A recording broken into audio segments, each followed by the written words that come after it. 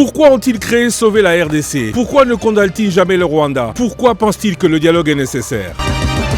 Édition spéciale, ce lundi 27 octobre, après le journal de 19h, avec José Makila Soumanda, au cadre du FCC. Rediffusion mardi 28 octobre, après le journal de minuit, après le journal de 7h. Chers auditeurs, chers téléspectateurs, bonsoir et bienvenue à votre émission édition spéciale en direct de Paris avec un invité de l'opposition qui, les 14 et 15 octobre dernier, était à Nairobi où, autour du président honoraire Joseph Kabila, ils ont créé Sauvons la RDC. Ancien gouverneur de province, il a aussi été vice-premier ministre chargé des transports et voies de communication, gouvernement Badibanga et Tchibala. Sous la présidence, il faut souligner, de Félix Tshisekedi. Il a aussi été ministre des ITPR. Il est au cadre du FCC et président de l'Alliance des travailleurs pour le développement, ATD. José Makila Soumanda, bonsoir. Bonsoir Christian Le Sakouino. Et merci d'avoir accepté de nous rencontrer ici à Paris. On aurait pu faire cette émission à Kinshasa. On va revenir sur le pourquoi cela n'est pas possible, selon vous. Avec vous, on va parler de Sauvons la RDC, ce que c'est, est-ce que vous êtes subversif ou pas. Vous allez vous expliquer puisque c'est ce qu'on vous reproche beaucoup à Kinshasa. Avec vous, on va aussi parler de la raison sociale de Sauvons la RDC. Vous n'en avez pas défini d'autres que les 12 points énumérés par le président honoraire Joseph Kabila lors de son discours il y a quelques mois. José Makila Soumanda, pour vous interroger, je ne suis pas seul, je suis avec Thierry Kamboudi, ici à Paris.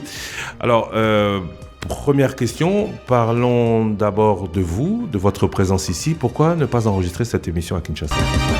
Mais je suis ici pour plusieurs raisons. La première raison, c'est la raison de santé d'abord. J'ai connu un petit problème, pas un petit problème, mais un problème de santé, raison pour laquelle j'ai un séjour prolongé en Europe.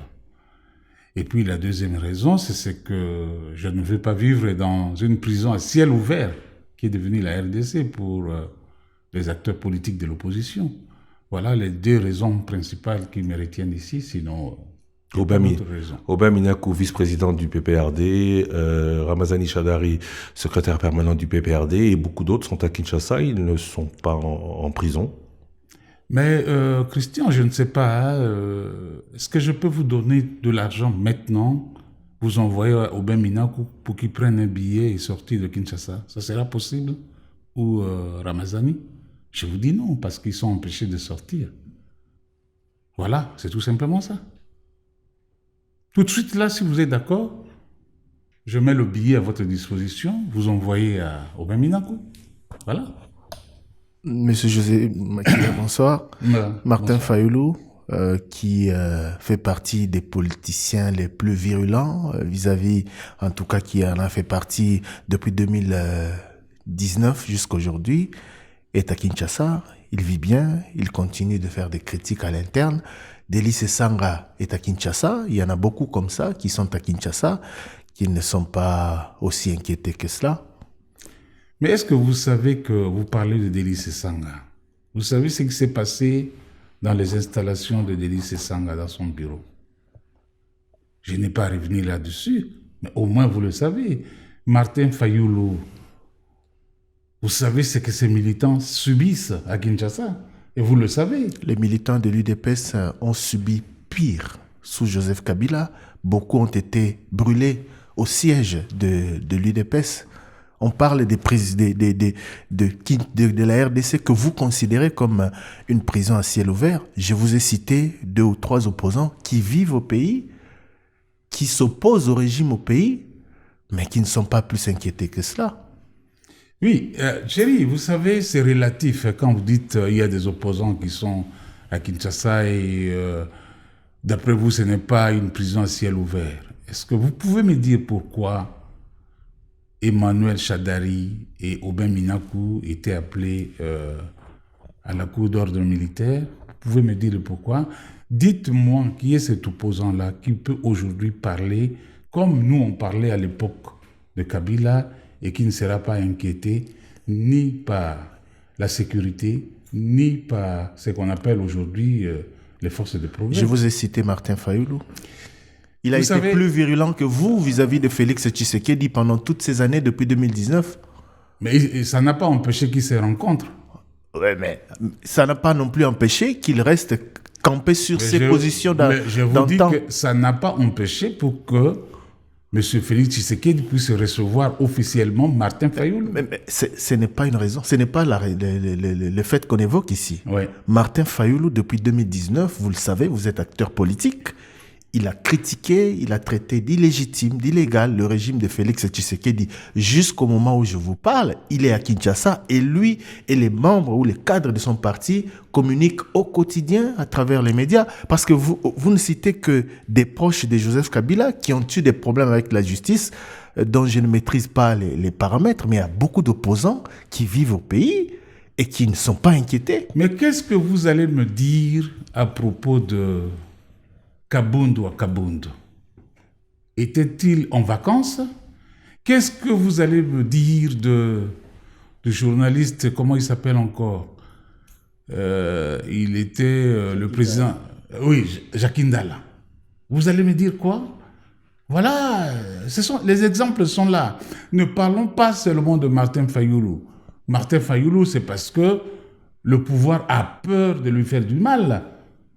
On touche aujourd'hui à Martin Fayoulou, ce sont les ambassades qui se soulèvent, c'est le monde entier qui va crier. C'est cela. Mais les autres opposants qui croupissent dans des prisons, et vous le savez très bien, qu'est-ce qu'on peut dire d'eux? Conclusion, ne fait pas l'émission à Kinshasa parce que vous ne pouvez pas y entrer. On vous empêche d'y entrer ou vous ne voulez pas y aller et être empêché d'en ressortir. Oui, mais c'est clair, nous avons vu ça avec Seth Kikouni et le professeur Théophile Mbemba. Qui sont libres et qui ont tenu conférence samedi dernier à Kinshasa. Ils se sont rendus comme toute autre personne à Nairobi pour participer à une réunion de l'opposition. À leur retour, vous avez suivi. Qui peut accepter cela? Ils ont été entendus comme ceux qui avaient été à une époque à l'île de Gorée avaient été entendus à leur retour à Kinshasa. Non, personne n'a été entendu. Parallélisme. Personne, non. Parlons peu et parlons bien, Christian. À l'île de Gorée, j'étais présent. Et l'actuel président le sait que j'étais là. Et le retour de Franck Diongo, il est là. Il n'a pas été entendu. Abbé Cholé était à l'île de Gorée quand on les a rappelés de rentrer. Abbé Cholé n'a pas été entendu. Donc, il ne faut pas raconter des histoires. Tout cela relève du fait que le pouvoir actuel vous reproche d'être subversif. L'êtes-vous, oui ou non? Non. Nous ne sommes pas subversifs. Nous ne sommes pas subversifs, mais nous exerçons le droit constitutionnellement reconnu pour un citoyen congolais. Nous sommes des opposants et l'opposition a un statut. Il y a une loi organisant le statut de l'opposition. Et à l'époque de Kabila, nous étions toujours à l'opposition et on s'est rencontrés partout. On a été sur l'île de Gorée, on a été aux États-Unis. Badi Banga peut vous témoigner, on était une très grande délégation. Sami Badi Banga, l'ancien Premier ministre. Oui, l'ancien Premier ministre. On a été partout, mais on n'a jamais été inquiété comme on le voit aujourd'hui. Votre raison... Oh non, vous peut-être pas personnellement, mais certains opposants ne peuvent pas se prétendre. D'ailleurs, même le plus emblématique, c'est Étienne Tshisekedi qui n'a pas pu rentrer, même mort, au pays. Il a fallu que son fils soit président pour que l'on puisse organiser des funérailles à celui qui était le leader de l'opposition à l'époque. Mais Christian, moi je pense que quand vous posez une question, il ne faut pas faire de la malgabe. Ce n'est pas une question, c'est une affirmation. Étienne Tshisekedi n'a pas pu rentrer au pays. Je vous dis en vous regardant dans les yeux que ces affirmations sont fausses. En vous regardant dans les yeux. Et je vais vous donner des exemples. Valentin Moubake est à Kinshasa. Posez-lui la question. Il a été à Kigali pendant plusieurs mois en tant que le représentant de qui auprès des Rwandais. Posez la question à tous les Congolais. Le feu Étienne Tshisekedi quand le RCD administrait encore la partie est de la République, mais il a été reçu en pompe à Kisangani.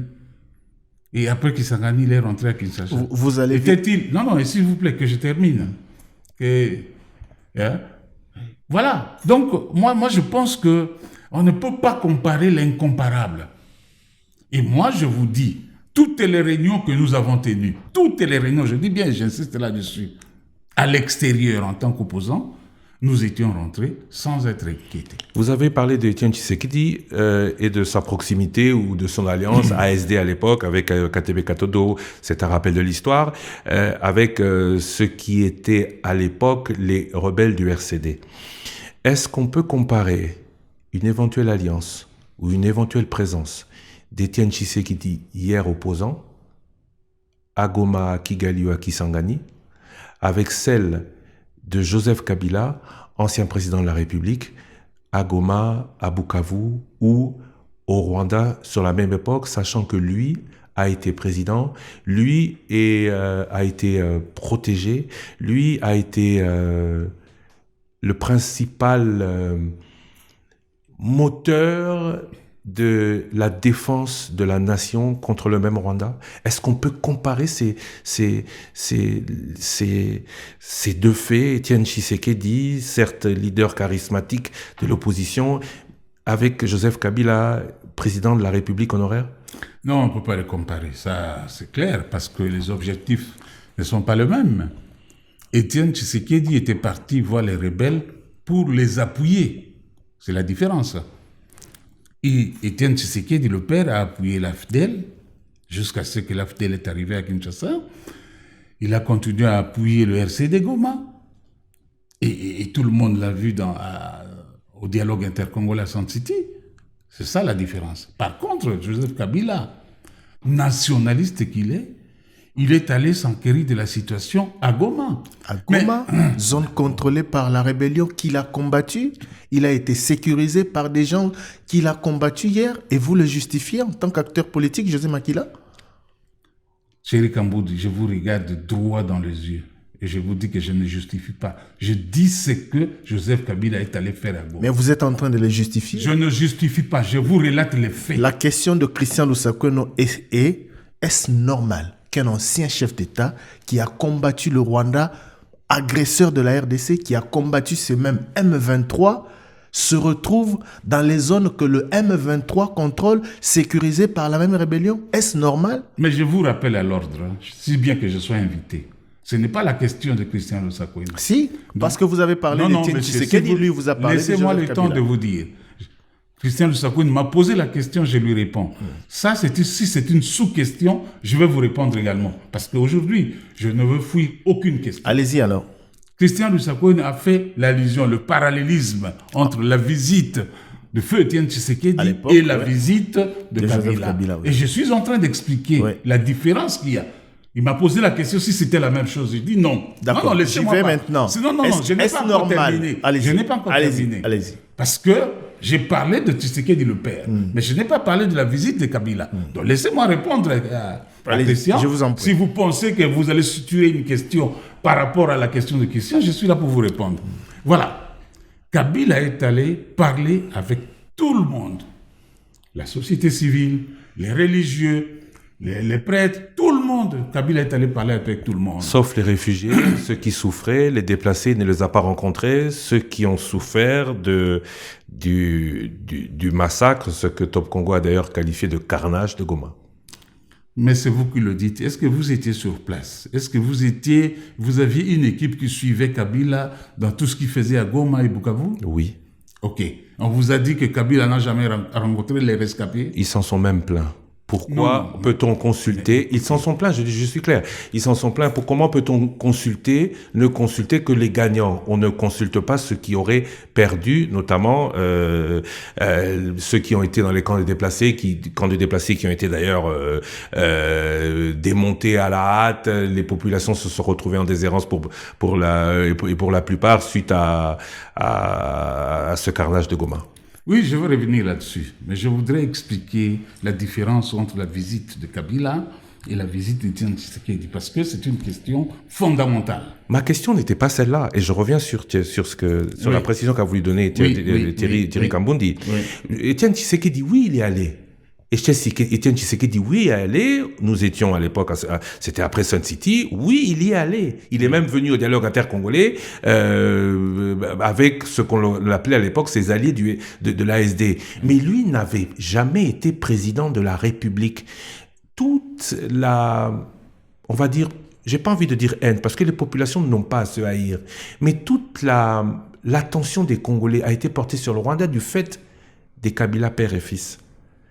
Quand Joseph Kabila était au pouvoir, lors du M23, il a lui-même appelé à une cohésion nationale autour de lui pour lutter contre le Rwanda via ces pantins du M23. Je vous cite des propos d'époque. C'est à ce moment-là, d'ailleurs, si j'ai bonne mémoire, que vous, opposants, vous êtes rapprochés de Joseph Kabila, si ma mémoire est bonne.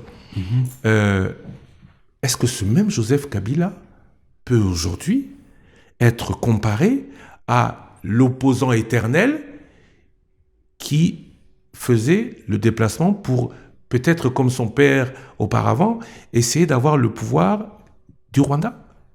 Ben non, c'est pas ça. Moi, je pense que vous avez mal compris le président honoraire.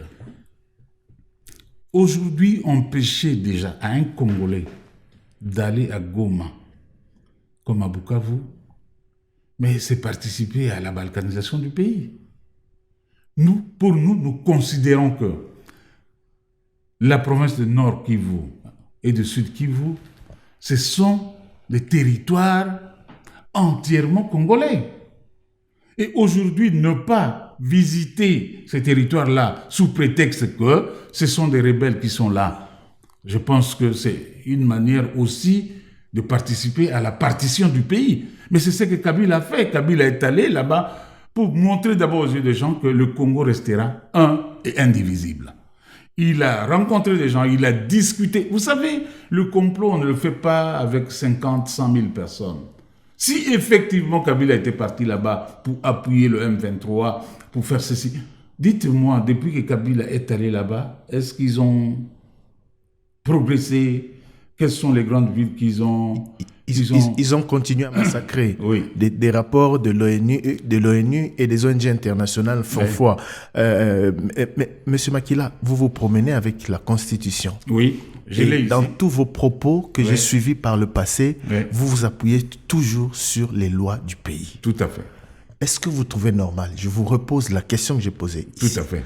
Est-ce que vous trouvez normal que l'ancien président de la République, en pleine période de guerre, d'agression, se retrouve dans une zone contrôlée par une rébellion qu'il a lui-même combattue hier, qu'il se retrouve sécurisé par cette rébellion à Goma comme à Bukavu?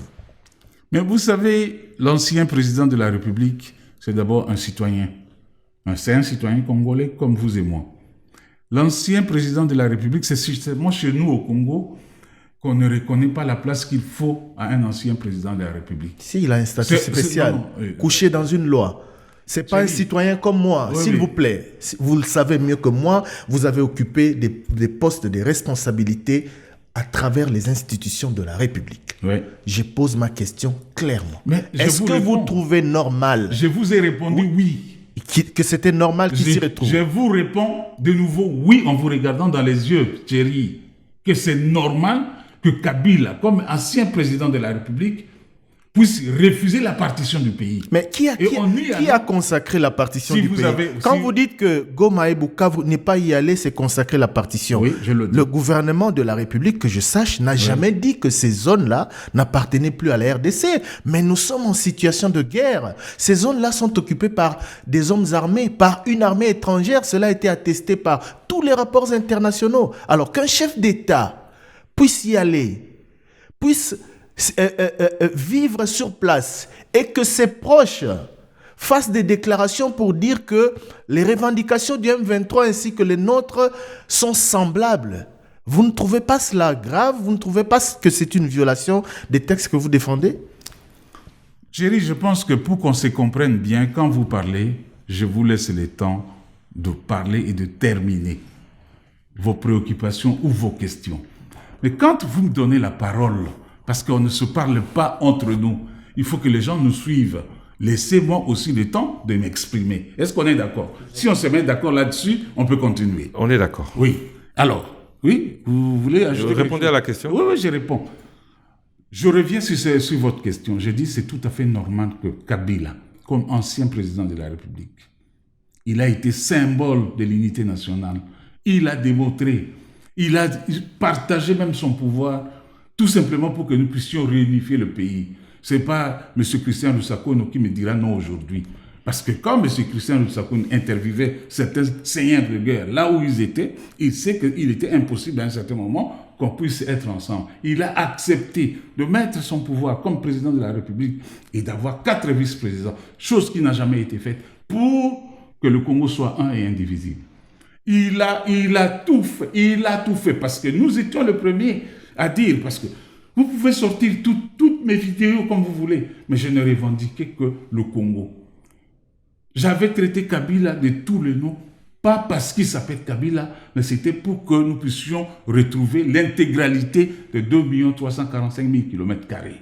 Il a fait, à la remise et reprise avec M. Tshisekedi, il a remis la clé de la République entre les mains de l'actuel président. Il n'y avait même pas un seul territoire occupé par qui que ce soit. Et je vais aller même plus loin. Ce monsieur, vous savez, en 2001, il a trouvé combien de groupes armés? 157 groupes armés. 157, je le dis. Mais à sa sortie, il a laissé combien? 14 groupes armés qui n'étaient même pas actifs. C'est vérifié parce que moi, je suis un ancien parlementaire. J'ai assisté très souvent dans des réunions des commissions de défense. Et les chiffres que je vous donne sont vérifiables. Et un homme comme ça, il n'est pas encore mort. Il est ancien président. Ancien symbole de l'unité nationale. Quelque chose qui ne va pas, il se rend là-bas pour s'acquérir de la situation. Vous dites non, carrément, il est complice. Il ne peut pas se déplacer. Mais c'est complètement fou. Ça, c'est quel genre de raisonnement? Dans ce contexte-là, oui. Je vous parle de ce que beaucoup de Congolais ont dit, ceux qui ont critiqué sa position. Dans ce contexte-là, il devait se retrouver du côté de la République et non du côté d'une rébellion qu'il a lui-même combattue. Parce que le problème, ce que l'on reproche à Joseph Kabila, ce sont ses 2 précédentes sorties médiatiques avant qu'il ne se rende sur place. Il a légitimé le M23 à travers ses propos. Et une fois sur place, ses proches collaborateurs, je cite ici M. Kikaya Bin Karoubi, a dit « Nos aspirations sont les mêmes. On l'a vu rigoler avec Corneille Nangaa et sa bande, alors que ces gens ont tué, ont massacré. Des rapports des Nations Unies font foi. » Pourquoi ne pouvait-il pas, dans ce contexte, en tant qu'ancien chef de l'État, se retrouver plutôt du côté de la nation qui était agressée par ceux qu'il est allé voir? Mais qui vous dit que Kabila n'a jamais été du côté de la nation? Qui vous dit ça? Vous savez, aujourd'hui, Kabila, c'est un ancien chef de l'État. Il y a un président de la République qui est là pour la destinée de notre pays. Vrai ou faux? Mais ce président-là, s'il ne vient pas vers son collègue qui a eu des expériences, et avec des expériences malheureuses d'ailleurs, avec le M23, ainsi de suite, pour demander conseil, qu'est-ce que vous voulez qu'il fasse? Le président Tshisekedi peut appeler Joseph Kabila, pouvait à l'époque appeler Joseph Kabila et lui demander de discuter autour du sujet. Le président Kabila n'a pas plusieurs fois refusé cet appel du président Tshisekedi? Mais Christian, moi je suis désolé de vous dire que je suis le dernier à venir voir Tshisekedi par l'intermédiaire de son conseiller spécial en matière de sécurité, M. François Béa, et Tété Kaboué, paix à son âme, pour renouer le contact entre Tshisekedi et... C'était il y a 3 ans. Non, depuis... non, mais attendez, parce que vous posez la question. S'il n'avait pas fait cette démarche, c'est autre chose. Il a fait la démarche par la personne qui est en face de vous. François Béa n'est pas mort, il est là, il peut en témoigner. Et on a rencontré François Béa. Là, on parle de... je vous parle de 2023, vous m'envoyez à 2021. Mais attendez, parce qu'il y a un début à tout. Si moi, je fais des démarches vers vous, vous ne me recevez pas. Vous voulez que je fasse quoi? Oui, mais quels étaient Là, on ne parle pas de démarche perso, parce que là, à ce moment-là, il n'y avait pas de crise. Vous citez Tété Kaboué qui est mort du Covid, paix à son âme, en 2020. Oui. On parle de 2023. Mais ça, je parle de ce que moi je connais. D'accord. Mais ce que je ne connais pas. Parlons un peu de Sauvons la RDC. Oui. Avançons. Ouais. Votre raison sociale, ce sont les 12 points de Joseph Kabila. La première question, est-ce que ces 12 points sont chronologiques? Est-ce qu'ils doivent intervenir dans cet ordre ou ils peuvent intervenir de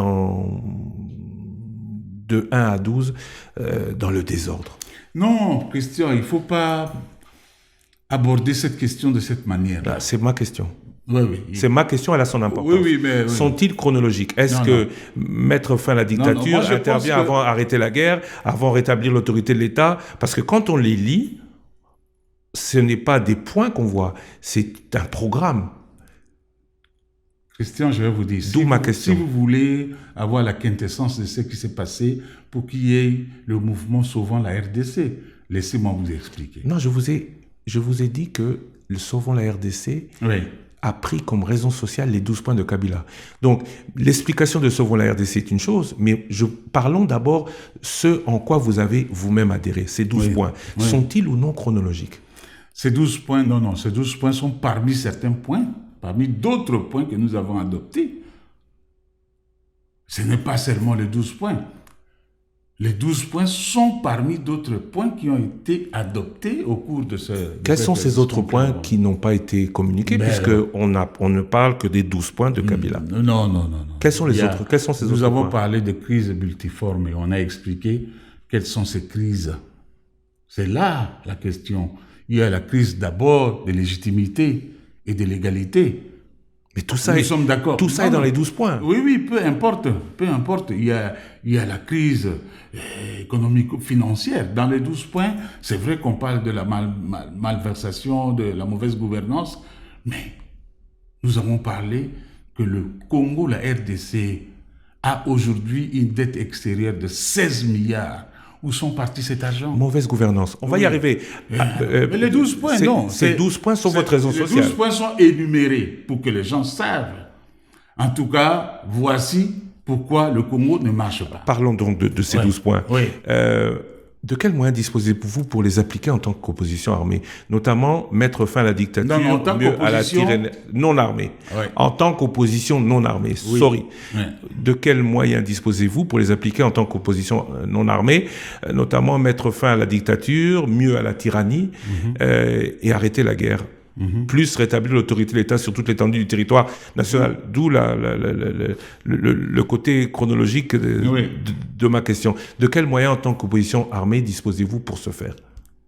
Je reviens là-dessus, nous ne sommes pas une opposition armée. Non armée. Voilà. Oui, je dis bien. Pourquoi vous êtes hanté par... Non, j'ai bien dit opposition non armée. Mais tout à l'heure, là, vous avez dit opposition armée. Mais bon...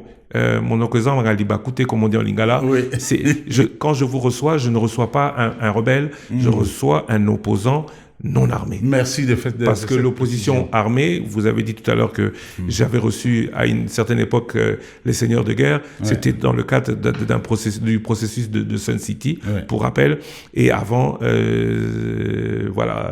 et dans nul autre cas. Non, les 12 points, c'est ce que nous présentons, c'est suite à une analyse approfondie. Et c'est ce qui ressort de ces analyses que voilà, les 12 points qui gangrènent la République démocratique du Congo. Maintenant, on doit le faire savoir, parce que quand on s'est réunis, on ne se réunit pas que pour bavarder. Non. On s'est réunis pour analyser, et une analyse approfondie. Bien compris, mais de quels moyens disposez-vous pour les appliquer? Il n'y a pas, chronologiquement, il n'y en a pas. Mais de quels moyens disposez-vous? Les moyens que nous disposons, c'est la sensibilisation d'abord de la population. Vous mettez fin à la dictature en sensibilisant c'est d'abord, il faut que le peuple sache que ce peuple-là doit savoir qu'il est en train de vivre sous la tyrannie et même pas la dictature. Vous arrêtez la guerre en mobilisant la population? Vous rétablissez l'autorité de l'État. Mais nous avons dit à la fin de tout, il faut un dialogue. C'est pourquoi nous réclamons le dialogue. Et pas le dialogue de Félix Tshisekedi, qui, d'après nous, s'inscrit dans le cadre de monologue. Un dialogue qui serait convoqué par nos pères spirituels Et puis, nous irons là-bas parce que, pour nous, nous estimons que Tshisekedi, le problème, c'est Tshisekedi. Donc, il ne peut pas convoquer un dialogue. Monsieur José Makila. Nous allons le résoudre, et laissez-moi terminer parce que c'est très important, nous allons résoudre ces 12 points d'abord par le dialogue. Mettons-nous ensemble, discutons. Est-ce qu'on a eu raison d'énumérer ces 12 points? En face de nous, on nous dirait que non, le premier point, vous n'avez pas raison, le deuxième point, vous n'avez pas raison, ainsi de suite. Mais ça sera toujours autour d'une table. Parlons d'abord de... Je vous prends au mot. Oui. Qu'est-ce que vous appelez illégitimité des institutions? Formidable. J'attendais cette question-là, Thierry Kabundi.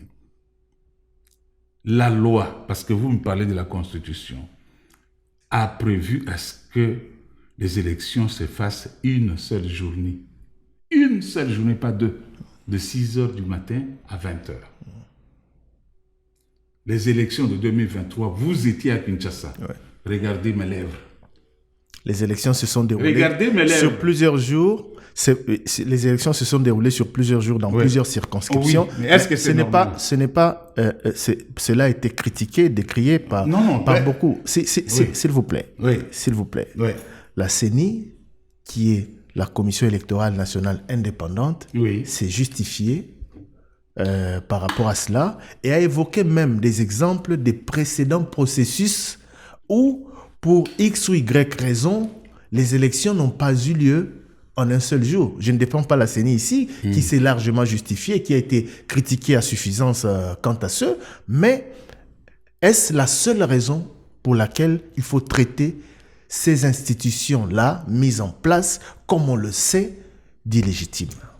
Plusieurs raisons, chérie. On ne justifie pas la loi, on applique la loi. On ne se justifie pas parce qu'il a plu, c'est pourquoi je n'ai pas pu porter secours à tel. La loi dit qu'il faut porter secours quand il le faut. Et la loi est claire là-dessus, et sans embâche. Une seule journée, pas 7 jours, pas 8 jours. Nous avons assisté à ces élections, ces pseudo-élections qui se sont déroulées sur 8 jours. Ça, c'est un. Deuxièmement, les machines à voter. Vous êtes là, vous êtes journaliste. Vous le savez qu'on a ramassé les machines à voter partout dans toutes les maisons. Dans toutes les maisons, on a ramassé les machines à voter. Dites-moi où se trouve cette crédibilité de ces élections. Et comme journaliste, moi je pensais que vous n'alliez même pas aborder ce sujet. Si, je dois l'aborder. Je ne suis pas là pour prendre la défense de qui que ce soit. Ça fait la honte. Ça fait la honte pour la République démocratique du Congo. Qui crédibilise un processus? Ce n'est pas vous, opposition, surtout pas vous, FCC, qui avez refusé d'y participer. C'est qui crédibilise un processus? Il y a des lois. Vous parlez des lois. Oui. Il y a une cour constitutionnelle qui a validé les résultats. Il y a des observateurs nationaux et internationaux qui n'ont jamais contesté les résultats de la Commission électorale nationale indépendante. CENI, Senko et d'autres organisations y compris. Si vous avez d'autres preuves, donnez-les-moi.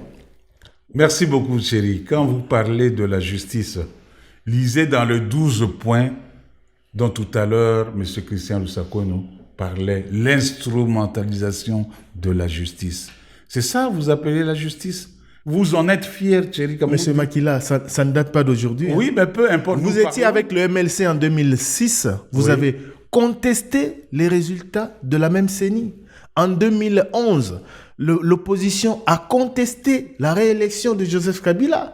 En 2018, l'AMUCA a contesté l'élection de Félix Tshisekedi en s'attaquant à la même justice. Moi, je n'ai pas parlé que de la justice. Oui. Je vous ai rappelé que conformément à la loi, la Cour constitutionnelle a validé les élections. Si j'ai parlé de Je vous ai aussi parlé des observateurs tant nationaux qu'internationaux qui ne se sont pas opposés aux résultats de la CENI. D'où ma question. C'est qui doit légitimer les élections si ce ne sont pas ces différentes organisations qui, elles, n'ont pas contesté les résultats de la CENI? Oui, mais moi, je reviens sur la justice parce que, après tout, c'est la justice qui revient au dernier ressort. Parce que la CENI peut proclamer le résultat, mais c'est la justice qui avalise, qui dit oui, ces résultats. Mais je vous dis, la justice est instrumentalisée. Et ce n'est pas cette justice-là, et vous le savez très bien. Les observateurs. Non, tu peux pas. Les observateurs ne sont pas la justice. Nous, en République démocratique du Congo, la Constitution est claire, c'est la justice, c'est la Cour constitutionnelle qui avalise les élections. Et vous savez qui compose la Cour constitutionnelle et quel genre de cour nous avons. Même critique faite hier contre le régime de Joseph Kabila. Vous parlez des élections de 2023. Parlons un peu de celle de 2018. Ouais. Celui dont les proches de Joseph Kabila ont dit reconnaître le combat similaire au leur. Corneille Nangaa a dit que en 2018, le vainqueur n'a pas été proclamé.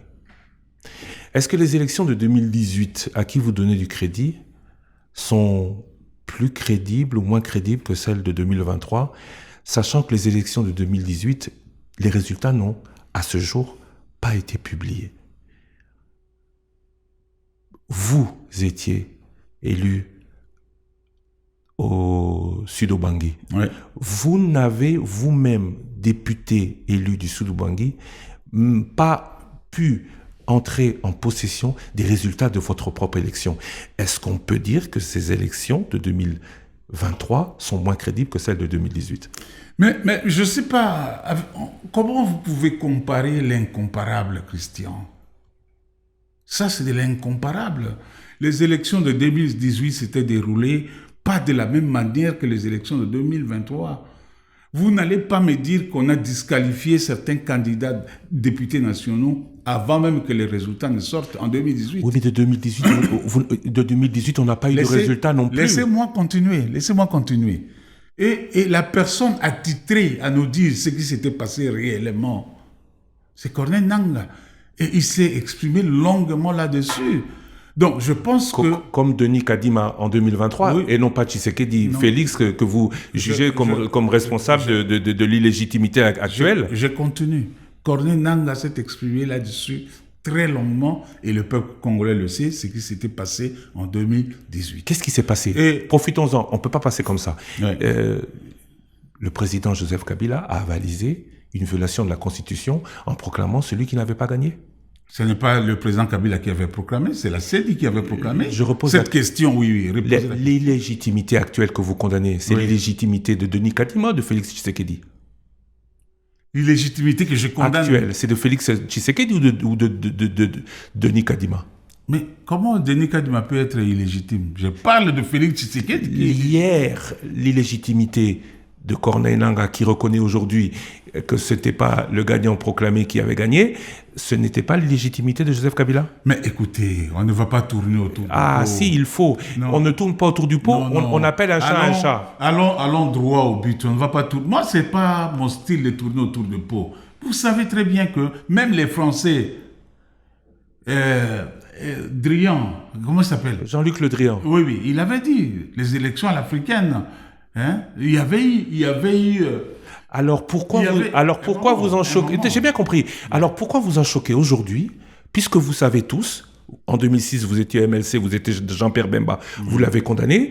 2011, Étienne Tshisekedi l'a condamné. 2018, Martin Fayulu l'a condamné. 2023, c'est au tour de Joseph Kabila qui deux fois précédemment semblait avoir fait la même chose selon ses opposants. Pourquoi vous en insurgez autant aujourd'hui? Vous savez... Christian, les élections en Afrique, il y a toujours du côté opposition, des remous-ménages, ce n'est pas ça, ce n'est pas seulement au Congo. Mais ce qui est trop flagrant, moi je parle de la loi. La loi nous dit, en 2018, les élections étaient une seule journée, ce n'était pas 2 jours.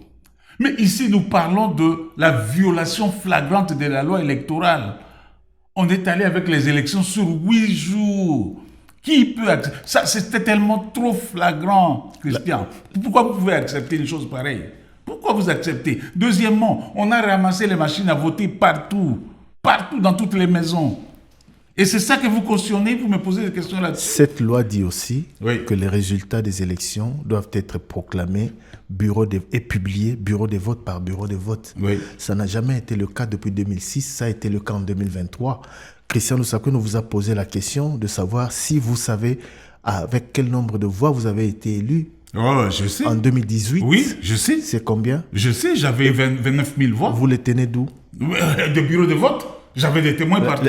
Parce que les résultats, justement, c'est la CENI qui doit publier les résultats. Oui, mais les bureaux de vote chez moi, on n'avait pas empêché. Non, vous me posez la question. Oui. Je vous réponds. Chez moi, les bureaux de vote, on n'avait pas empêché à mes témoins de prendre les résultats. Vous savez que vous savez que la CENI doit publier ses résultats bureau de vote par bureau de vote. Ça n'a pas été le cas. Alors, revenons à 2018. Oui. D'abord pour parler inclusivité. Oui. Vous étiez membre du gouvernement. Oui, bien sûr. L'un des vice-premiers ministres. Oui. Vous savez qu'en termes d'inclusivité, Jean-Pierre Bemba n'a pas participé aux élections. Moïse Katumbi a été empêché de revenir au pays parce que j'ai l'impression que quand ça vous arrange, vous n'en parlez pas, mais quand ça dérange, vous dénoncez. Mais quand ça vous arrange, vous semblez faire fi. À l'époque, en 2018, on a déjà dénoncé ce manque d'inclusivité. Et aussi, lorsque Corneille Nangaa parle, il dit qu'il n'a pas proclamé le vrai vainqueur. C'était avec la bénédiction de qui, M. Makila? Mais vous pensez que c'était avec la bénédiction de qui, d'après vous? Des institutions en place. Non, arrêtez. L'institution CENI, c'est une institution indépendante. Commission nationale électorale indépendante. Personne n'avait mis le coup autour de la corde autour du cou de Nangaa pour dire proclamer celui-ci. C'est là. Nangaa, vous savez, vous êtes journaliste. Top Congo est partout, même dans le nord, au sud Kivu. Posez la question à Nangaa, il va vous répondre. Moi, je ne fais pas partie de la CENI. Mais moi, je vous explique ici, en tant que politique, parlons de l'inclusivité. Mais la justice avait fait son travail. Ce n'est pas Kabila qui avait empêché à tel ou tel de ne pas se présenter aux élections. C'est la justice qui avait fait son travail. Pourquoi Moïse Katumbi n'est pas rentré au pays, n'était pas condamné à cette époque-là? Posez la question à Moïse Katumbi. Il a été empêché, il a dit. Il a été empêché, s'il vous plaît. Moi, je ne suis pas là pour répondre à la place de Moïse Katumbi. Mais vous étiez membre du gouvernement à l'époque. J'étais membre du gouvernement. Moïse Katumbi est revenu au pays. Oui. Il devait entrer, je crois, par Kasumbalesa pour se faire enrôler. Oui. Il a été empêché par les services de la République. Je n'avais pas vu ça. Oh. Ouais, je n'avais pas vu ça. Ah, mais donc ça, Je n'avais pas vu ça. Posez la question à Moïse Katumbi pour qui il avait empêché d'entrer. Les services de l'État, on en a parlé ici, on en a parlé à l'époque. Nous sommes un média, nous avons couvert l'événement. Il n'a pas pu se présenter. Jean-Pierre Bemba, c'était le cas. Adolphe Muzito, je ne veux pas vous citer d'autres. Mais vous, votre média ne couvrait que les événements à l'époque de Kabila. Et aujourd'hui, à l'époque de Tshisekedi, vous ne couvrez pas les événements, c'est ça. Les élections dont vous parlez, dont vous donnez crédit à ces élections-là, vous n'avez pas couvert pour savoir qu'il y avait eu des machines à voter dans des maisons des gens. Monsieur Makila, je suis désolé, mais je ne suis pas ici pour donner du crédit à n'importe quel processus électoral. Vous avez dénoncé, je vous pose des questions en fonction de ce que je sais. Oui. Ce que je sais de 2023... Parce que les machines à voter qui se sont retrouvées dans les maisons des gens, les élections qui se sont déroulées sur plusieurs jours, Top Congo était parmi les premiers médias à en parler au quotidien. Parce qu'on avait un programme qui revenait au quotidien sur comment se sont déroulées les élections. Et pour vous, ce sont des élections crédibles? Mais non, ce n'est pas à moi de crédibiliser ou non. Je vous ai parlé des institutions de la République, je vous ai parlé des observateurs internationaux, qui chacun, en ce qui les concerne, a présenter un rapport d'après-élection. C'est ce que je vous ai dit. Et c'est sur ça que je me suis basé. On parlait de 2023, mais on a parlé de 2018. Ouais. En 2018 aussi, on avait trouvé des bulletins chez certains dignitaires, mais on n'y reviendra plus. Tournons la page. On n'aurait pas le temps de terminer les 12 points de Joseph Kabila. Alors, parmi les 12 points, relancer le développement du pays par la mise en place d'une bonne gouvernance économique, vous en avez parlé tout à l'heure, d'une gestion administrative et financière orthodoxe et d'une répartition équitable des ressources nationales. À l'élection de Félix Tshisekedi, en 2018-2019, on va dire, puisque vous semblez donner du crédit aux propos de Corneille Nangaa, le budget était de 4 milliards. Oui. Au départ, ou à la fin de l'alliance FCC-Cash, et depuis, le budget n'a cessé d'augmenter, multiplié par 3, par 4. À l'époque de Joseph Kabila, son conseil spécial en matière de lutte contre la corruption, Luzolo Bambi, disait qu'énormément d'argent circulait dans les poches des gens. Vous allez me dire, je sais, en opposant, je le comprends, que c'est encore aussi toujours le cas aujourd'hui. Chose pour laquelle ne me prenez pas au défi, je ne le démentirai pas et je ne contredirai pas. Mais de cette gouvernance FCC cash ou FCC seul, est-ce que c'est au FCC aujourd'hui, est-ce que c'est le FCC qui peut donner des leçons? Oui. Le FCC a beaucoup de leçons à donner. Christian, je le dis en vous regardant dans les yeux. Christian, vous savez, le budget d'un pays vient de la production de ce pays-là. Qu'est-ce que nous produisons pour avoir aujourd'hui 16 milliards? Mais c'est les retombées des codes miniers. Le code minier qui a été mis sur pied par Joseph Kabila. Joseph Kabila a été haï par la communauté internationale à cause du code minier. Ces retombées-là, qui en fait que... C'est ce que récolte aujourd'hui Félix Tshisekedi. Récolte aujourd'hui Félix Tshisekedi. Il n'en fait rien, malheureusement. Parlons de cette bonne gouvernance. Aujourd'hui, tous les Congolais, vous étiez vice-premier ministre, je l'ai dit, vice-premier ministre chargé des transports et des voies de communication. Oui. Vous avez été aussi ministre, longtemps ministre aux ITPR. Oui. Parlons de cette bonne gouvernance. Aujourd'hui, est-ce que vous pouvez nous expliquer pourquoi nous continuons à payer ces $60 gagés?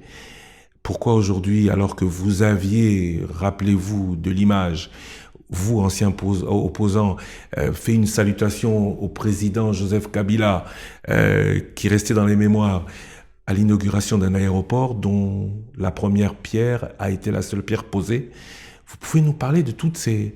De tous ces hauts faits de bonne gouvernance qui vous donnent aujourd'hui crédit pour dire que vous allez faire mieux que ceux qui sont là? Merci beaucoup, Christian, pour me poser cette question. En tout cas, je pense que vous me donnerez le temps pour pouvoir expliquer. Vous savez, Christian Lusakweno, Thierry Kabundi, j'ai été vice-premier ministre, ministre des Transports. C'est un des projets qui m'avait tenu au cœur. Faire un aérogare digne de notre pays. Mais c'est un projet que je n'ai pas initié, il faut être honnête. J'ai trouvé ce projet initié par Kalumba Mwana Ngongo, qui est aujourd'hui dans le gouvernement. J'ai activé ce projet. Je faisais des nuits blanches avec mes conseillers au bureau pour présenter ce projet par vidéo, ainsi de suite au Conseil des ministres.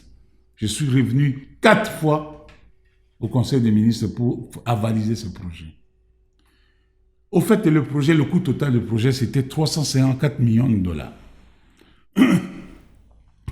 Et c'est un projet où la République devait verser simplement 54 millions de dollars et les 300 millions devaient venir de Exim Bank comme prêt avec un taux de remboursement de 1%. Il y avait une procédure. Comment on allait rembourser ces 300 millions de dollars? Via le GoPass, justement. Et la procédure était entre la RVA et Exim Bank. Mais vous connaissez les conditions des prêts chinois. Il n'y a que les sociétés chinoises qui peuvent travailler avec leurs fonds mis à la disposition de la République. Ce que vous saviez donc en concluant accord avec eux. Oui, mais l'accord était sur le point d'être signé entre la RVA et Exim Bank. C'est là où on devait partir. Mais moi, avant de partir... Attention, non, attendez. Nous étions bien là au Congo. Rappelez-vous, l'inauguration devait avoir lieu absolument... je crois que c'est 2016. Oui. 2017, 2018. D'accord. Alors, mais j'explique. Oui. Je comprends votre souci. Au Conseil des ministres, j'ai posé le problème. J'ai dit, écoutez, étant donné que le Chinois tarde à nous donner cet argent, étant donné que la République démocratique du Congo doit verser 54 millions de dollars, pourquoi ne pas commencer pour que les Chinois voient la bonne volonté de la République démocratique du Congo et à ce moment-là, finance comme prévu. Le Conseil des ministres a autorisé 20 millions de dollars. 20 millions de dollars. Toujours gouvernement Tshibala. Attention, c'est le président Kabila qui pose la première pierre. Oui. Quand il pose la première pierre, il n'a pas les financements. Pas encore. Le financement n'était pas encore là. Il n'a pas payé. Non, non, il avait donné 20 millions, le gouvernement avait donné 20 millions de dollars. Et donc, quand on pose la première pierre... Il y avait 20 millions pour le démarrage. On amuse la galerie. Non, non. Puisqu'on n'a pas encore les fonds. Mais je vous le dis. On n'a pas encore les fonds. Et on paye déjà GoPass. Non, attendez. Nous avons 20 millions de dollars en main qu'on a remis aux Chinois pour commencer les travaux. Parce que même s'ils reçoivent 354 millions, ils ne vont pas les dépenser en un mois. Mais pour démarrer les travaux, le gouvernement avait mis 20 millions de dollars. Qu'ont-ils fait de ces 20 millions? Justement, il y a eu un audit après moi, parce qu'après je suis parti, et cet audit qui l'avait diligenté, c'est le ministre Kazadi, il est à Kinshasa, c'est Chéribin Okende, malheureusement paix à son âme, et c'est Gilles Alingeti. Et quand ils sont... Le rapport est là, d'ailleurs, qui ça? Achille l'a publié. Achille a publié le rapport. Africa News. Africa News, le rapport est là. Ils sont allés vérifier, effectivement, les Chinois ont dépensé ces 20 millions dans les travaux préparatoires, y compris 10 millions. D'eux-mêmes, ils ont sorti, les Chinois, l'entreprise. Le rapport est bel et bien là. Et pendant que j'ai donné les 20 millions, enfin le gouvernement a remis les 20 millions à l'entreprise chinoise, c'était la fin de notre gouvernement. Nous, on partait. Vous êtes parti beaucoup plus tard, quand même. Oui, hein. non. Parce que je vous dirais... FCC Cash se termine en 2020. Hein. Le ministre FCC, qui m'avait remplacé, a été interpellé au Sénat, Christian. Il ne faut pas oublier, pour pouvoir justifier les 20 millions aux sénateurs. Et il est là dans le gouvernement d'Idi Manzen. Qui l'a justifié? Il a justifié parce que ça a été conclu par l'audit envoyé par Nicolas Kazadi. Donc aujourd'hui, on peut dire que si cet aéroport si la première pierre a été posée par le président Joseph Kabila, ce n'était pas au président Joseph Kabila de mener à bien ce projet parce que financement complet n'était pas obtenu. C'était juste de la com pour dire c'est moi qui étais à l'origine. Non, il faut qu'on se comprenne bien.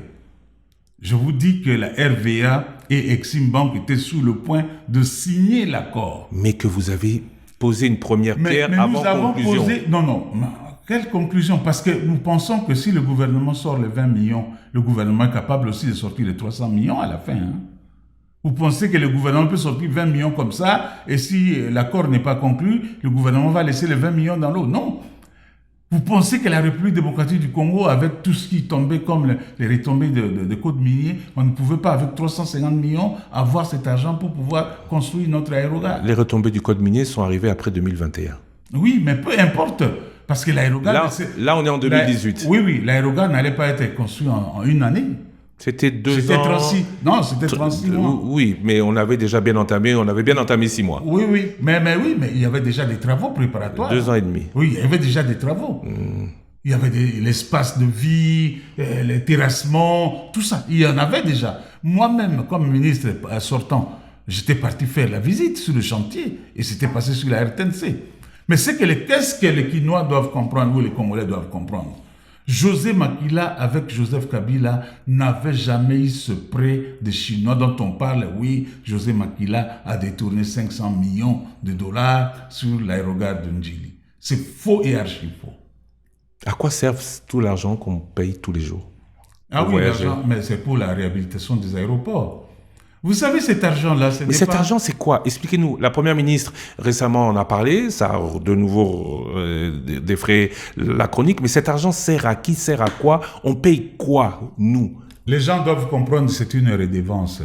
Et normalement, cette redevance, nous payons ça à l'aéroport de Paris également. Mais c'est inclus, dans les billets. Vous plaît, dans les billets. Il y a déjà des redevances dans les billets qui amènent en République démocratique du Congo. C'est une redevance que les compagnies ont refusé de mettre dans le billet puisqu'il y en avait déjà de trop sur la destination RDC. Non, je ne pense pas. Les compagnies ont refusé parce qu'il y avait toujours des problèmes de comptabilité entre la RVA et les compagnies aériennes.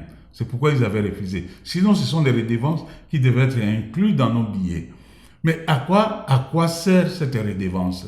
C'est justement pour moderniser et améliorer nos aéroports. Ce que les gens oublient, peut-être que le ministre de Transport n'explique pas assez. L'aéroport ou la RVA, ce n'est pas ce qui est visuel. Ce n'est pas ce qui est visuel que vous voyez. Il y a de l'invisible aussi. Parce que la navigation aérienne, il faut suivre les avions. Mais avec quoi? On n'a pas de radar. Qui vous dit ça? Nous, on va laisser les radars. Oh non. Ouais, ça, le Congo, sous votre ministère, est resté toujours sur liste noire pour manque du minimum reconnu et voulu par la législation internationale en termes de surveillance et de contrôle de son espace aérien. Vous me donnez l'occasion alors de faire le bilan de mon ministère. Je peux vous dire que je suis venu trouver le Congo, la RDC, au niveau international, à l'OACI, dans la liste noire, nous n'avions que 22%. J'ai fait remonter la République jusqu'à 66%. La République, et ça c'est vérifiable, vous pouvez aller, je ne sais pas à quel pourcentage ils sont arrivés aujourd'hui, mais je vous dis que j'ai fait remonter jusqu'à 66%. Vous pouvez poser la question à la direction de l'aviation civile, à la RVA, les archives sont là. Parce que chaque 2 mois, les inspecteurs de l'OACI passent pour faire l'évaluation. J'étais même plébiscité, parce qu'on a fait un travail formidable, et avec le DG à l'époque, bilingue, de la RVA, ainsi que le DG de l'aviation civile, M. Tchoumba, que je salue. Revenons aux 12 points de Kabila. On a cité la réconciliation des Congolais et la recrution de la cohésion nationale. Ça, c'est le dialogue. Est-ce qu'aujourd'hui, le dialogue est possible? Je rappelle quand même que le président Joseph Kabila est condamné à mort. Est-ce que vous êtes encore dans une dynamique de dialogue? Nous sommes toujours dans la dynamique de dialogue parce que si vous avez lu les conclusions de notre conclave, nous avons rejeté ce pseudo-jugement. Et pour nous, il est condamné en quoi et pourquoi? Il n'y a aucun sens. Il n'y a aucun sens. Le cinéma qui a été fait à Kinshasa, là, de procès, ça, il ne faut même pas en parler, sinon Kabila ne serait pas reçu aujourd'hui en pompe partout à travers le monde.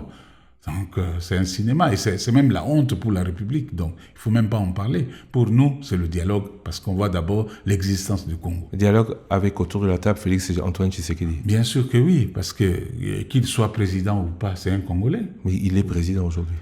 J'ai dit qu'il soit président ou pas, c'est un Congolais, il peut participer au dialogue. Et vous participerez à un dialogue avec Félix Tshisekedi comme président de la République? Mais vous savez, on est devant le fait. C'est un fait. Et ça fait partie du problème quand nous parlons de l'illégitimité des institutions.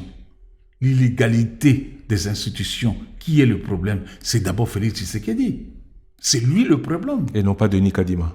Non, c'est Denis Kadima. Excusez-moi de retourner sur ça, parce que là, vous ne m'avez toujours pas démontré... Le vrai problème... Vous n'avez toujours pas démontré que Corneille Nangaa... comment Corneille Nangaa peut être le problème quand il s'agit de vous et pas Denis Kadima quand il s'agit de lui. Non, mais comment on a dit que Corneille Nangaa... Le problème aujourd'hui, c'est celui qui est illégitime, qui est en train de conduire notre pays. Ce n'est pas Denis Kadima. Merci beaucoup. On touche à la fin. Parmi les 12 points, il y a ordonné le retrait sans délai de toutes les troupes étrangères du territoire national. Ça vient quand? Je reviens sur ma question du début, sur est-ce que ces 12 points sont chronologiques? Quand est-ce qu'on ordonne ce retrait sans délai des troupes étrangères? Une fois qu'on a accompli le reste ou déjà maintenant? Puisque, et tout le monde l'a constaté, dans toutes vos interventions, peu est dit sur la présence des troupes rwandaises en République démocratique du Congo. Par contre, beaucoup est dit sur la présence d'autres troupes et des mercenaires. Mais peu est dit sur le retrait des troupes rwandaises en République démocratique du Congo. Vous voulez qu'on parle en quelle langue vous puissiez comprendre que nous demandons à ce que toutes les troupes étrangères quittent le Congo? Vous voulez qu'on parle en quelle langue? Et pourquoi devons-nous les citer nommément? Pourquoi on ne citerait pas l'Ouganda? Dites-moi, Christian, vous êtes journaliste. Êtes-vous capable de me donner le nombre de militaires ougandais sur notre territoire. L'Ouganda est comme l'étaient avant les Zimbabwéens et les Namibiens en République démocratique du Congo à la demande du gouvernement. Oui. On ne peut pas comparer la présence des troupes rwandaises à la présence des troupes burundaises ou la présence des troupes ougandaises qui sont venues en appui au FARDC. Mais Christian, alors vous faites exprès pour ne pas voir la vérité en face. Vous savez on sait que le gouvernement s'était attendu avec le gouvernement ougandais pour que la troupe ougandaise entre. Mais la deuxième phase de l'entrée des troupes ougandaises, est-ce que cette troupe-là avait reçu l'autorisation du gouvernement? Et tout le monde le sait. Ils sont entrés comme ils veulent, et qui connaît leur nombre? Et qui vous dit qu'ils vont quitter demain aussi aisément comme vous pensez? Qui n'a pas entendu des propos, s'il vous plaît? Gardez ce que vous avez, s'il vous plaît, Thierry Kimboud. Laissez-moi dire ça parce que c'est très important. Qui n'a pas entendu les propos belliqueux du général ougandais qui a été reçu en pompe ici à Kinshasa? Qui n'a pas entendu ça? Donc, moi, je me pose la question, toutes ces armées étrangères qui sont sur notre territoire, sans exception d'aucune, hein, on dit bien toutes les armées étrangères.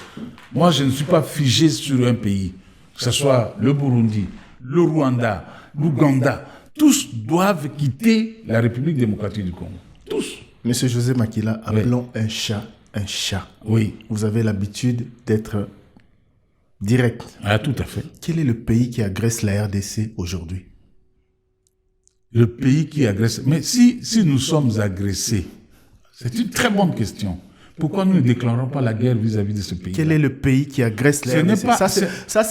Vous posez une question, moi je vous en pose une. Non, Claire, quel est le pays qui agresse la RDC aujourd'hui? Si vous savez que nous sommes agressés, qu'est-ce qui nous manque pour pouvoir nous battre contre ce pays? Ce n'est pas à moi qu'il faut poser cette question. Je pose la question, s'il vous plaît. Oui. S'il vous plaît. Oui. Vous avez demandé qu'on vous laisse expliquer. Je voudrais que vous répondiez clairement à ma question. Et je vais vous répondre. Nous sommes aujourd'hui fin octobre 2025. Ouais. Tous les rapports des Nations Unies faisant foi. Quel est le pays qui agresse la RDC aujourd'hui? Si vous me dites que tous les rapports des Nations Unies faisant foi, qu'est-ce que les Nations Unies attendent pour condamner très clairement le Rwanda? Ça a été fait. Ça a été fait. Mais répondez à ma question. Pourquoi vous posez une autre question? Pourquoi ça vous met mal à l'aise? Ça ne me met pas. Mais répondez à ma question. Quel est le pays qui agresse la RDC aujourd'hui? Je suis vraiment à l'aise. Mais allez-y, donnez-moi. C'est une question fermée. C'est à vous? Oui. Non. Non, ce n'est pas à moi. J'ai dit les rapports. Je ne suis pas un étudiant pour avoir une question fermée. Je suis un acteur politique. Vous me posez une question et je vous réponds. Par une question. Non. Par une question. C'est aussi une réponse. C'est aussi simple. Mais Thierry, c'est aussi une réponse. Je dis ceci, tout simplement parce que moi, je ne suis pas le garant des institutions. Je ne suis pas le commandant suprême pour que vous me posiez... Vous êtes acteur politique, un acteur politique majeur du pays. Oui, mais vous ne savez pas dire clairement à vos électeurs de Sud-Ubangi quel est le pays qui agresse la RDC aujourd'hui. Je sais où vous voulez arriver. Non, je veux juste un nom. Mais ce que vous voulez... Je veux juste un nom. Mais ce que vous voulez... Je vous le dis en vous regardant dans les yeux, vous n'aurez pas ça de ma bouche. Pourquoi pas? Vous ne l'aurez pas parce que vous ne pouvez pas me poser une question fermée comme un étudiant et je me mets là-bas pour parler. Non. Thierry, quand vous me posez une question, je dois vous répondre et puis que les gens comprennent. Si vous me dites, parce que vous venez de Kinshasa, vous me dites que notre pays est agressé, qu'est-ce que notre pays attend pour pouvoir aussi riposter à ce pays-là? Qu'est-ce que notre pays attend? Parce que j'ai vu sur Top Congo, M. Tshisekedi passer pour dire encore... À la moindre escarmouche. Voilà, regardez mes lèvres. Je vais convoquer les deux chambres. Qu'est-ce qu'il attend si réellement nous sommes agressés pour pouvoir convoquer les deux chambres et déclarer la guerre? S'il déclare la guerre, je le soutiens. Donc vous connaissez ce pays? Je ne connais rien. Vous ne connaissez pas le pays qui agresse la RDC? Je ne connais rien. Vous ne connaissez pas? J'attends que Félix Tshisekedi me le dise. Est-ce que vous avez lu la résolution 2773? Non, je n'ai pas lu. Comment vous expliquez, s'il vous plaît, monsieur José Makila, cette résolution date de février 2025. Mais je n'ai pas lu. S'il vous plaît.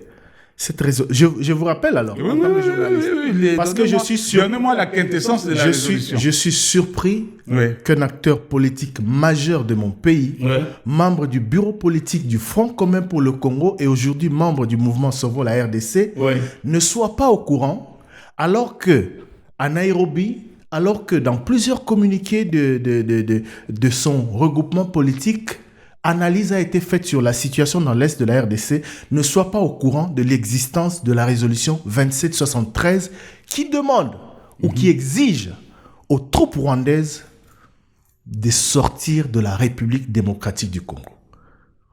Je suis surpris d'apprendre que vous n'êtes pas au courant de cette résolution de l'ONU qui date de février 2025.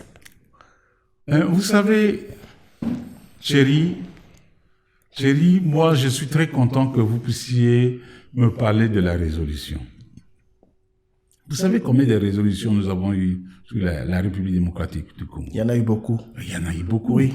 Mais la dernière, mais celle-là, pourquoi vous devez qui pointe l'agresseur et qui demande à l'agresseur de se retirer. Mais chérie, on ne va pas se comprendre. Si vous parlez, que je parle, même les auditeurs ne vont pas nous comprendre. Je vous en prie, je suis désolé. Je vous en prie, allez-y.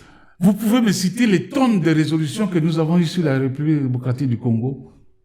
Dites-moi, même le président de la République en face de vous, est-ce qu'il connaît toutes les résolutions qu'on a prises sur la République démocratique du Congo?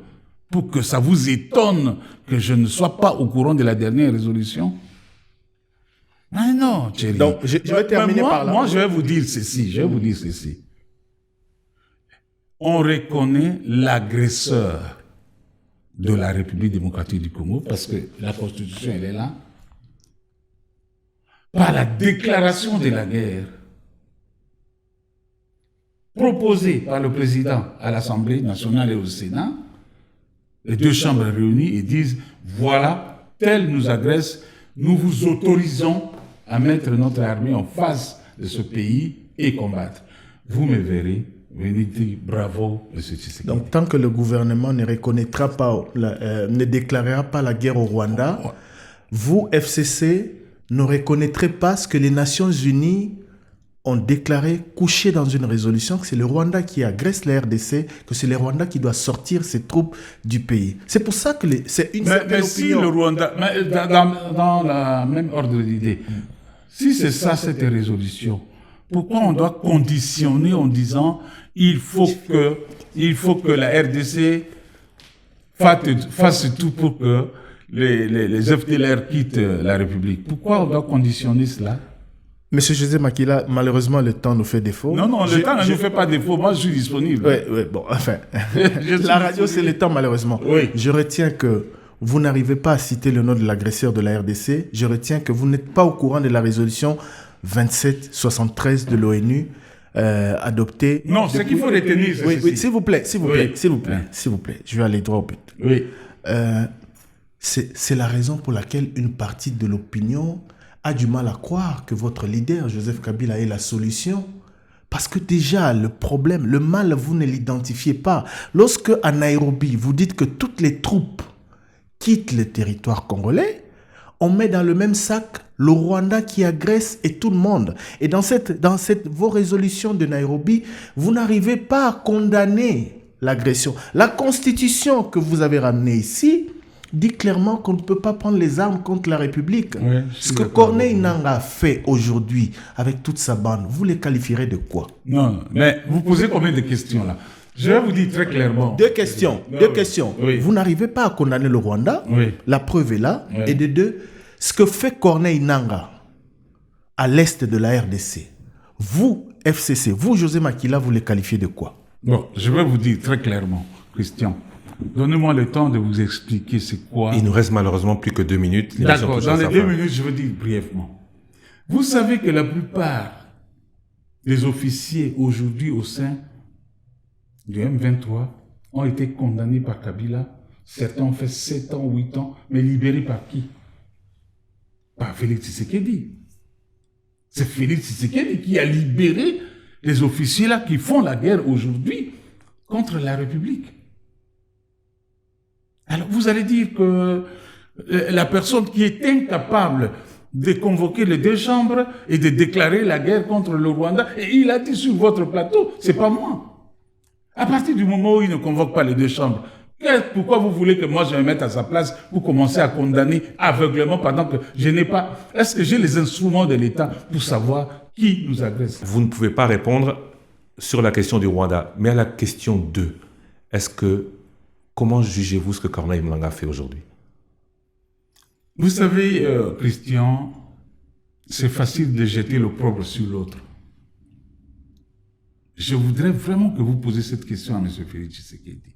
Quand nous étions dans l'opposition, avec lui, Sami Badibanga, l'ancien Premier ministre, M. Bissimwa, il n'est pas encore mort, ne nous avait pas envoyé l'invitation pour qu'on puisse les rejoindre, nous de l'opposition politique, à Kampala, d'être à leur côté en face du gouvernement.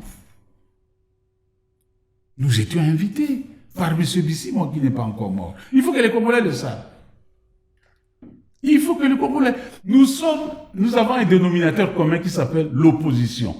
Mais il y a l'opposition armée et l'opposition non armée. Comment jugez-vous, c'était la question, elle est claire, oui. J'ai dit qu'on a peu de temps, vous avez promis d'être bref, oui. Ce que Corneille Nangaa a fait.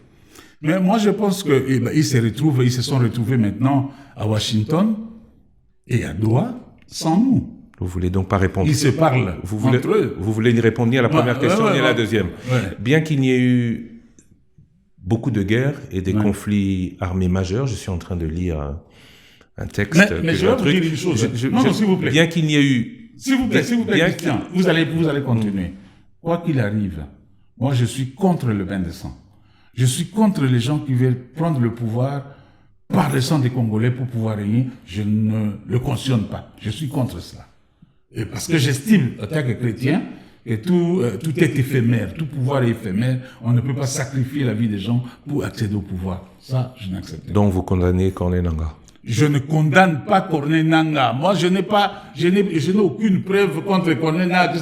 Demandez à Corneille Nangaa. D'accord. Moi, je ne suis pas ici pour parler à la place. Je parle au nom de l'opposition politique non armée.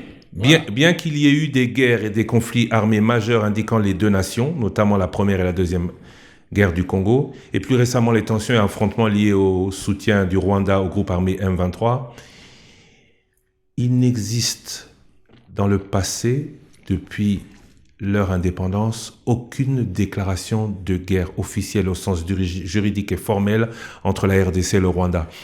Donc Joseph Kabila nous a menti. Comment ça? Quand il nous disait que c'était la guerre, que c'était le Rwanda qui nous faisait la guerre. Il n'avait pas menti, il le disait très clairement. Il n'a pas, déclaré la guerre au Rwanda comme ce que vous voudriez voir aujourd'hui. La différence, c'est quoi? Le Rwanda ne prend pas ses troupes et vient nous attaquer. Le Rwanda utilise nos propres frères. Les troupes rwandaises, par milliers, rapport ONU et indépendants internationaux, les troupes rwandaises sont intervenues en République démocratique du Congo, donc vous dites que non. Vous dites aujourd'hui que les troupes rwandaises... de quoi on parle? Mais faites pas dire. Alors de quoi on parle? Moi, je dis ceci. Oui. Le Rwanda utilise nos frères congolais et se cache derrière nos frères congolais. Est-ce que nous allons prendre les armes contre nos frères congolais? C'est à nous d'expliquer à nos frères congolais, arrêtez de tuer vos frères. C'est tout. Parce que si nous nous mettons autour d'une table et que nous avons une solution entre nous, je ne pense pas que le Rwanda trouvera une fenêtre par laquelle il va rentrer. C'est ça le vrai problème. Mais pourquoi vous fouillez le problème? Merci beaucoup, M. José Makila. Pour terminer, question d'auditeur. Après avoir mis la RDC sous la coupe d'un pays voisin, en 1996, c'était le Rwanda qui initiait tout ce qui s'est passé à l'Est. Le Rwanda qui les aurait fait rois avant Tshisekedi. Est-ce les Kabila père et fils ont toujours une vue aussi négative du pouvoir du défunt maréchal Mobutu, selon vous? Ou devraient toujours avoir une vue aussi négative des Mobutistes qu'ils condamnaient autant? Vous savez, ce n'est pas mon style de revenir sur ce qui s'était passé. Est-ce que Mobutu avait bien fait? Est-ce qu'il avait mal fait? Nous pensons que quand vous faites de l'opposition, c'est pour apporter le meilleur de vous. Ce que l'autre n'avait pas fait, vous venez pour le parfaire. Mais je ne pense pas qu'en faisant le bilan de ce qui s'est passé, de Mobutu, de ceci, qu'on va avancer, et c'est ce qui intéresse les Congolais. Mais est-ce qu'avec toutes ces années Kabila et Tshisekedi, qui n'ont pas forcément fait selon les anciens Mobutistes. Certains font partie du FCC et donc pourront peut-être répondre à cette question plus tard. Est-ce qu'on n'a pas dans le passé eu tort de condamner Mobutu? Est-ce qu'on n'a pas eu tort de condamner Kabila? Est-ce que ce n'est pas, en fait, la question c'est là, est-ce que ce n'est pas le politique le problème, quel qu'il soit et quelle époque à laquelle il intervient? Moi, je pense que chaque régime a fait son temps et chaque régime a laissé des empreintes. Je parlerai de Mobutu. L'unité nationale. Ça, c'est un héritage indéniable. Personne ne peut nier ça. Et ça, aujourd'hui, ça devient un problème. Hein? L'unité nationale, il n'y en a plus. Donc, chez Mobutu, il n'y avait pas Christian Mukongo, Makila Mungala. Non, il n'y en avait pas. Ça, on peut concéder à Mobutu. Kabila le père, oui, il est venu mettre fin à la dictature où tout le monde décriait. Ça, on ne peut pas le nier à Kabila qu'il est venu vraiment déboulonner la dictature de Mobutu. Kabila Joseph, il a réunifié le pays et j'insiste là-dessus. Et personne ne peut. Et il a procédé à l'alternance politique pour la toute première fois en République démocratique du Congo. Dans les conditions de Corneille Nangaa, attention. Hein. C'est vous qui le dites. Hein. Ah, c'est vous qui l'avez dit. Non, c'est vous qui le dites. Vous connaissez Corneille Nangaa, vous pouvez l'interviewer et il a dit à haute et intelligible voix, c'est pas à moi de le répéter ici parce que je suis pas son porte-parole, mais je vous dis que c'est grâce à Kabila qu'on a eu Joseph Kabila qu'on a eu l'alternance politique et ça personne ne pourra le nier. Donc chaque pouvoir a laissé ses traces qui sont encore indélébiles dans la tête de notre population. Merci à vous d'avoir été avec nous aujourd'hui. Sauvons la RDC. C'est quoi maintenant dans les faits? Vous avez beaucoup d'annonces. Quelles seront vos méthodes d'action? On vous a entendu au CEPAS vendredi à Kinshasa. Next step, comme on dit en anglais. Oui, mais souvent la RDC, il faut savoir, ce n'est pas un parti politique, ni une organisation de la société civile. Souvent la RDC, c'est un mouvement citoyen. Et souvent la RDC, comme on dit en lingala, aujourd'hui à Kinshasa, même chez vous dans le Congo central, on dit Mboka Ekufi. Mboka Ekufi. Nous disons Tobi Kisamboka. C'est un cri d'alarme pour que la population se réveille, pour que nous puissions sauver notre pays de la balkanisation, de la mauvaise gouvernance, de tout ce que vous savez comme crise multiforme. Et notamment des volets expansionnistes du Rwanda. Merci beaucoup, chers auditeurs, merci beaucoup, chers téléspectateurs, merci d'avoir été avec nous. L'actualité continue sur votre radio et sur ces réseaux sociaux.